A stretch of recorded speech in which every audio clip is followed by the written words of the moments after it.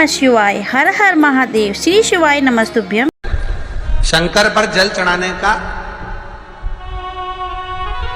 जो भाव वर्णित किया जाता है कि हम शंकर को मंदिर में जाकर जल चढ़ाते हैं तो खड़े खड़े चढ़ाएं कि बैठकर चढ़ाएं। बहुत ध्यान देना साहब।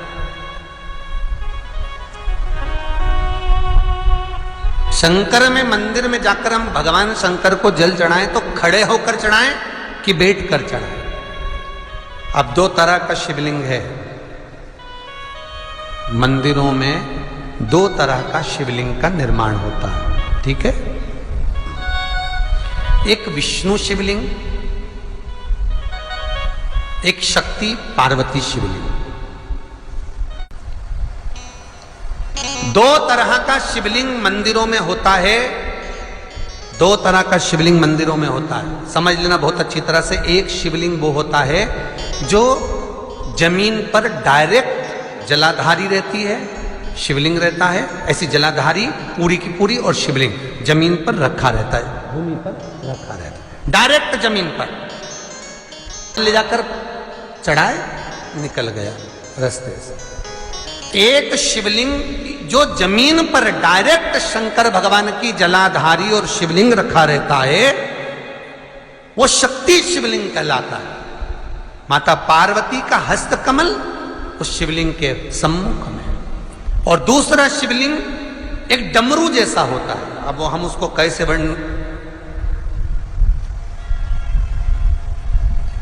एक डमरू शिवलिंग होता है, ऐसा उसका स्टैंड होता है, ऐसा स्टैंड होता है, नीचे शिवलिंग रखने की जगह होती, फिर ऐसा होता है, फिर उसके ऊपर इस तरह शिवलिंग रखा होता है। देख, दर्शन करें आप लोगों ने।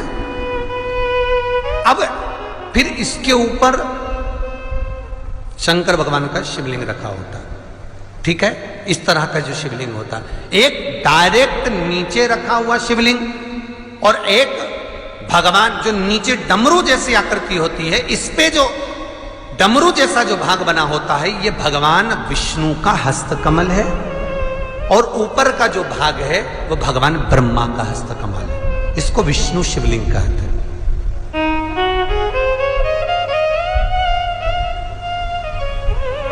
इसको हरीश्वर महादेव भी कहा जाता है। कौन सा महादेव कहते हैं? हरि सर्वेश्वर महादेव।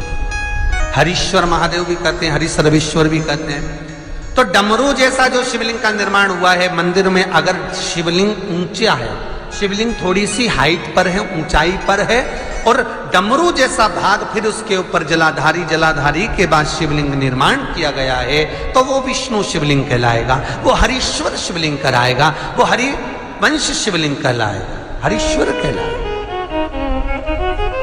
और जो डायरेक्ट सीधे जो रखा हुआ है, 12 ज्योतिर्लिंग के अगर आप दर्शन करेंगे तो कहीं पर भी आपको विष्णु शिवलिंग नहीं मिलेगा, केवल एक नागेश्वर को छोड़कर।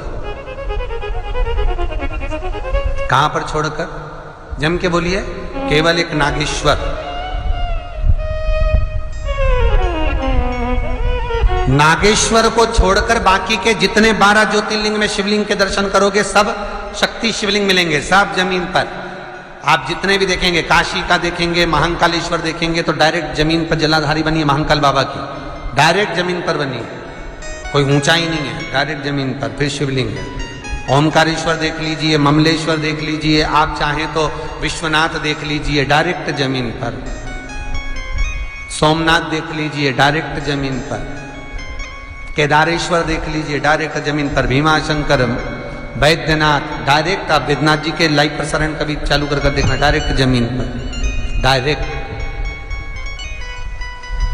तो जितने भी शिवलिंग हैं सारे के सारे शक्ति शिवलिंग हैं। जो डमरू के भाग पर रखा हुआ है वो हरीश्वर शिवलिंग, विष्णु के हस्तकमल पर जो रखा है, तो शास्त्र कहता है आप शक्ति शिवलिंग का जब जब अभिषेक करें, बहुत ध्यान रखना अपनी जिंदगी में इस प्रसंग को श्रावण के महीने में बहुत ध्यान रखना। आपके आसपास में भी मंदिर हो तो उस पर ध्यान रखना। जो शक्ति शिवलिंग हो उस पर जब भी जल चढ़ाना तो बैठकर चढ़ाना, बैठकर चढ़ाना। शक्ति शिवलिंग पर जब भी जल चढ़े, भले शिवलिंग कितना भी ऊंचा हो, कितना भी ऊंचा हो, तो संघी से चढ़ा दो, पर जल बैठ कर चढ़ाइए। भले शिवलिंग ऊपर है, पूरा तरह से हाथ नहीं पहुंचा, जैसे सोमनाथ जी में अब शिवलिंग कितना बड़ा है, महाकालेश्वर का शिवलिंग कितना बड़ा, तो उसको तो बैठकर स्नान नहीं करा सकते। भले शिवलिंग कितना भी ऊंचा हो, पर अगर भूमि टच है, शिवलिंग अगर भूमि टच है, शक्ति शिवलिंग है, तो भले आधा शिवलिंग नहाए, आधे पर पानी जाए, पर बैठकर ही स्नान कराया जाता है। और महाराज यदि हरीश्वर शिवलिंग है, अर्थात भगवान विष्णु के हस्त कमल पर, ब्रह्मा के हस्त कमल पर यदि शिवलिंग है, तो वो शिवलिंग का जब भी स्नान कराएंगे, अभिषेक कराएंगे, पूजन कराएंगे, तो खड़े होकर ही करना है। और खड़े होने का भी तरीका होता है, दोनों चरण बराबर में रखकर कभी भी शंकर भगवान के शिवलिंग का स्नान नहीं कराया जाता। महाराज दोनों चरण बराबर रखकर, अगर हरीश्वर शिवलिंग है, किसी मंदिर में शंकर को जल चढ़ाने के लिए आप गए हो और शंकर को जल चढ़ा रहे हो, तो हरीश्वर अगर शिवलिंग है तो दोनों पांव बराबर रखकर नहीं, एक सीधा चरण थोड़ा सा आगे रखिए और उल्टा चरण थोड़ा सा पीछे रखकर भगवान शंकर का जलाभिषेक करने पर लक्ष्मी जैसे अपने चरण रहते हैं, भगवान शंकर उसी तरह से लक्ष्मी को दौड़ाते हुए अपने घर में प्रवेश करा।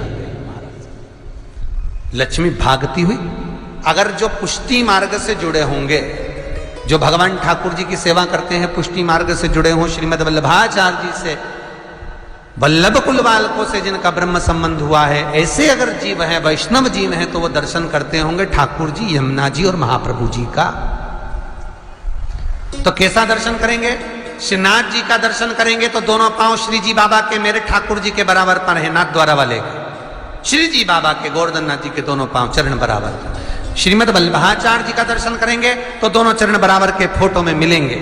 पर यमुना जी का अगर आप दर्शन करेंगे, पटरानी यमुना जी का जब दर्शन करेंगे, तो यमुना जी का चित्र का दर्शन करेंगे, तो यमुना हमेशा एक पांव यमुना जी का आगे मिलता है। क्यों? जो वैष्णव ठाकुर का दर्शन करे, श्रीमद वल्लभाचार्य जी के अनुसार भगवत चर्चा करे, उसके यहाँ यमुना भक्ति निरंतर प्रवेश करती जाए, इसलिए भागता हुआ चरण, दौड़ता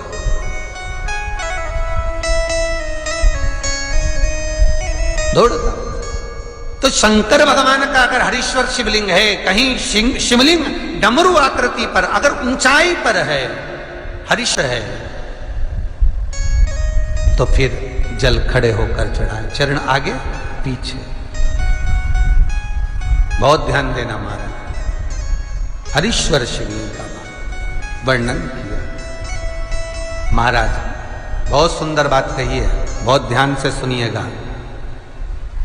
शक्ति शिवलिंग के ऊपर जो जलाधारी लगती है, शक्ति शिवलिंग के ऊपर जो जलाधारी लगती है, वो 5 मिनट, 10 मिनट, आधा घंटा रखकर 24 घंटे के लिए हटा सकते हो। शक्ति शिवलिंग के ऊपर जो जलाधारी लगती है, वो 15-20 मिनट रखकर, आधा घंटा रखकर आप हटा सकते हो।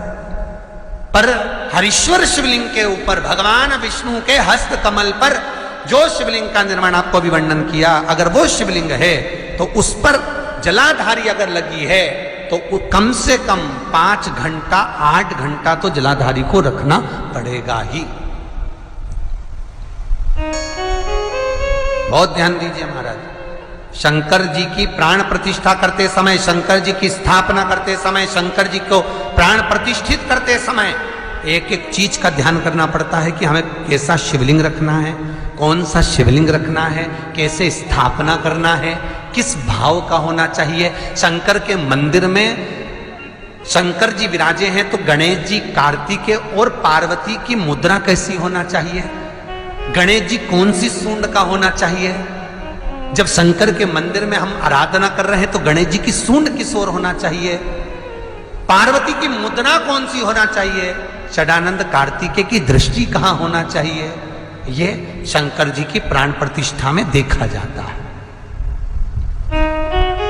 केवल मूर्ति वाले ने बाजार में मूर्ति बनाकर बेच दी और तुम गए, हमें शंकर जी का परिवार दे दो, हमारे मंदिर है छोटा सा, मैं वहां प्रतिष्ठा करना है। तुम बाजार में गए और शंकर जी का परिवार लेकर आ गए, शंकर जी लिया, कार्तिकेय लिया, पार्वती जी लिया, गणेश जी लिया और स्थापना करवा दी पंडित जी से। और बाद में बोली हमको थोड़ी कष्ट हो रहा है, हमको थोड़ी तकलीफ हो रही है, कहीं ये हम जब से लाए इससे तो नहीं हो रही, कहीं इससे तो नहीं। नहीं, गलती तुम्हारी है।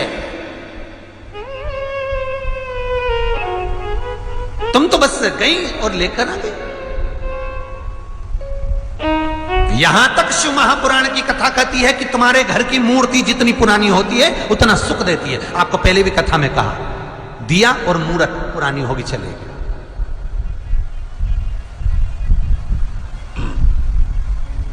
पुरानी